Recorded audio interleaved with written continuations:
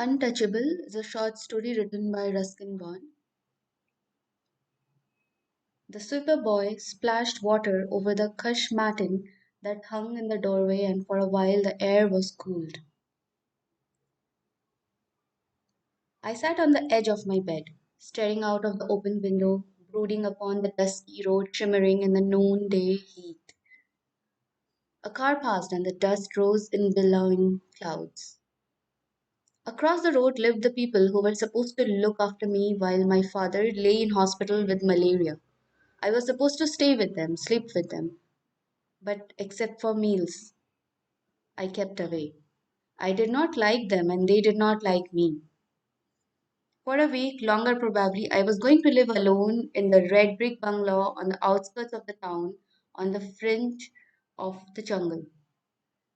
At night, the super boy would keep guard, sleeping in the kitchen. Apart from him, I had no company, only the neighbors' children, and I did not like them, and they did not like me. Their mother said, "Don't play with the super boy, he is unclean, don't touch him. Remember, he is a servant, you must come and play with my boys." Well, I did not intend playing with the super boy, but neither did I intend playing with her children. I was going to sit on my bed all week and wait for my father to come home. Superboy, all day he pattered up and down between the house and the water tank with the bucket clanging against his knees, back and forth with a wide, friendly smile. I frowned at him. He was about my age, 10. He had short, cropped hair, very white teeth, and muddy feet, hands, and face. All he wore was an old pair of khaki shorts.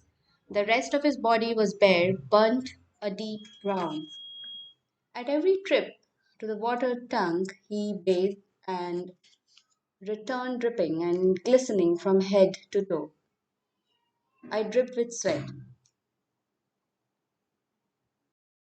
It was supposedly below my station to bathe at that tank where the gardener, carrier, cooks, ayahs, sweepers, and their children all collected.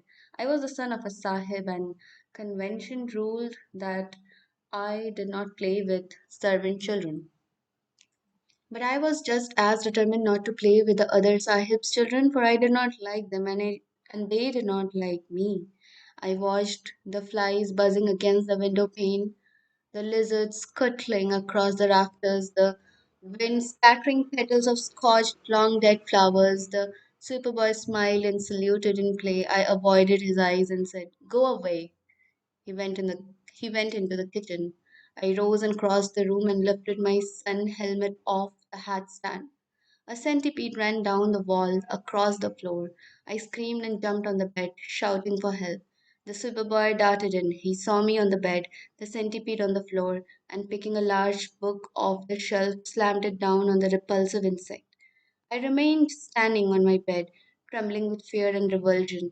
He laughed at me, showing his teeth, and I blushed and said, "Get out." I could not touch or approach the hat or hat stand. I sat on the bed and longed for my father to come home. A mosquito passed close by me and sang in my ear. Half heartedly, I clutched at it and missed, and it disappeared behind the dressing table. The mosquito, I reasoned, gave the malaria to my father, and now it was trying to give it to me. The next door lady walked through the compound and smiled thinly from outside the window. I glared back at her. The superboy passed with a bucket and grinned. I turned away. In bed at night with the lights on, I tried reading, but even books could not quell my anxiety. The superboy moved about the house, bolting doors, fastening windows. He asked me if I had any orders. I shook my head. He skipped across to the electric switch, turned off the light, and slipped into his quarters. Inside, all was dark. Only one shaft of light squeezed in through a crack in the superboy's door, and then that too went out. I began to wish I had stayed with the neighbors. The darkness worried me, silent and close, silent as if in suspense. Once a bat flew flat against the window, falling to the ground outside. Once an owl hooted. Sometimes a dog barked, and I tautened. as a jackal howled hideously in the jungle behind the bungalow, but nothing could break the overall stillness, the night's silence. Only a dry puff of wind. It rustled in the trees and put me in mind of a snake slithering over dry leaves and twigs. I remembered a tale I had been told not long ago of a sleeping boy who had been bitten by a cobra. I would not, could not sleep. I longed for my father. The shutters rattled, the doors creaked. It was a night for ghosts. Ghosts. God, why did I have to think of them? My God, there standing by the bathroom door. My father dead from the malaria and come to see me. I threw myself at the switch. The room lit up. I sank down on the bed in complete exhaustion, the sweat soaking my nightclothes.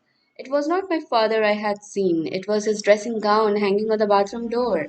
It had not been taken with him to the hospital. I turned off the light.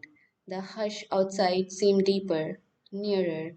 I remembered the centipede, the bat, thought of the cobra and the sleeping boy, pulled the sheet tight over my head.